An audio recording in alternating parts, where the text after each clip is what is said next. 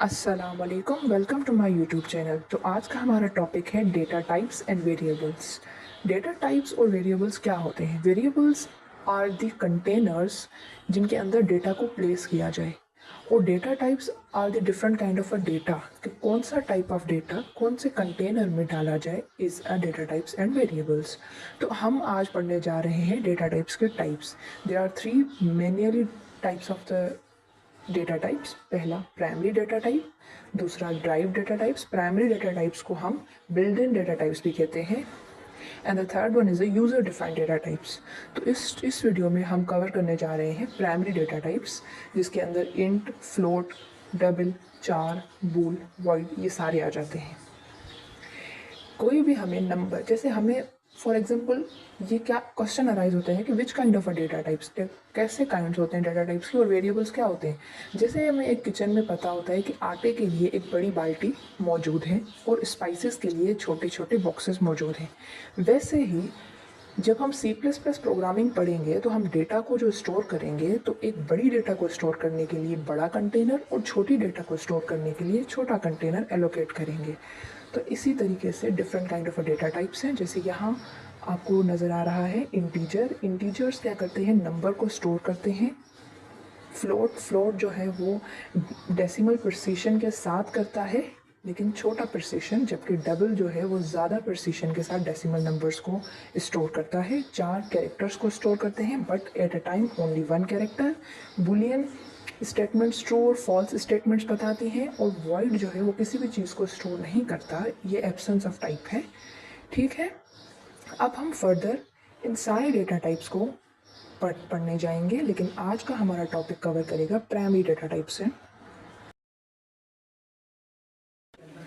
Data types और variables के अंदर ये टाइप्स हैं, जैसे इंटीजर हो गया जो जो स्टोर करता है इंटीजर्स को, इंट स्टोर करता है इंटीजर्स को, जैसे होल नंबर्स हो गए, जैसे positive integers, negative integers, zero हो गया, ये सारी चीज़ें। और जितनी मेमोरी ऑक्यूपाई करता है एक इंटीजर का डेटा टाइप वो है 4 बाइट्स। दूसरा आ गया फ्लोट। फ्लोट जो है वो सिंगल प्रिसीशन को डोनेट करता है, जैसे अगर खाली हम होल नंबर लेंगे 1 2 3 तो वो हम इंटीजर में सेव करेंगे। अगर हम 1.2 3.14 ऐसी चीज़ें लेंगे तो हम उसे फ्लोट के अंदर स्टोर करेंगे, क्योंकि वो पॉइंट के बाद वाले नंबर्स को भी स्टोर कर लेता है।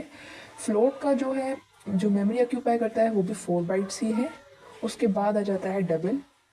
डबल जो है वो डबल प्रिसीशन तक भी चला जाता है, जैसे 3.14159 बहुत ज़्यादा पॉइंट के बाद बहुत ज़्यादा प्रिसाइज, बहुत ज़्यादा वैल्यू जा रहा है, तो वो हम डबल के अंदर स्टोर करेंगे। और डबल जो है वो मेमोरी, ज़्यादा मेमोरी को ऑक्यूपाई कर सकता है, जैसे डबल जो मेमोरी ऑक्यूपाई करता है वो है 8 बाइट्स। उसके बाद बुलियन आ जाता है। बुलियन स्टेटमेंट्स ट्रू और फॉल्स को डिनोट करता है 0 और 1 के फॉर्म में। अगर स्टेटमेंट फॉल्स होगी तो 0 आ जाएगा, और अगर ट्रू होगी तो 1 आ जाएगा, और ये सिर्फ और सिर्फ 1 बाइट की मेमोरी एलोकेशन करता है। उसके बाद चार जो कोई ना कोई कैरेक्टर अपने अंदर स्टोर करता है, जैसे A B 5, ये कैरेक्टर्स इसी तरीके से लिखे जाएंगे, और ये ऑक्यूपाई करता है 1 बाइट की मेमोरी। तो अब हम C++ कोड लिखने जा रहे हैं, जिसमें हम इसका सबसे पहले बेसिक सिंटेक्स लिखेंगे, जिसमें हम आयोस्ट्रीम की लाइब्रेरी डालेंगे, उसके बाद नेम स्पेस डालेंगे, उसके बाद हम इसमें मेन फंक्शन को डिफाइन करेंगे इंट मेन के नाम से। उस मेन फंक्शन के अंदर हम सी आउट की स्टेटमेंट लिख देंगे कि जो भी हमें सी आउट कराना है। अब हम वेरिएबल्स डिफाइन करेंगे, और डेटा टाइप्स इंटीजर के नाम का डेटा टाइप था। इंटीजर के अंदर जो पहले हमें इंटीजर लिखना होता है, उसकी इंटीजर या जो भी डेटा टाइप है वो, और उसके साथ उसका एक आइडेंटिफायर भी, जैसे हमने यहाँ ए दिया है, int a is equals to 12। उसके बाद हम इनको सी आउट करा देंगे। जैसे कि C++ केस सेंसिटिव लैंग्वेज है, तो इसके अंदर जो हमने सी आउट में सी बढ़ा दिया है, इसलिए यहाँ एक एरर शो हो रहा है, तो हम इसको सी को छोटा कर देंगे। रिटर्न 0 दे दिया और सी को छोटा कर दिया। उसके बाद हम इसको अब रन करवाने की कोशिश करेंगे। डबल और बुलियन डाल दिया, अब हम इसको रन करवाने जाएंगे, और रन करवाने के बाद सारे वैल्यूज़ डबल का और पाई का सब कुछ आ जाएगा, ए का, बी का, डबल और pi. I hope you understand.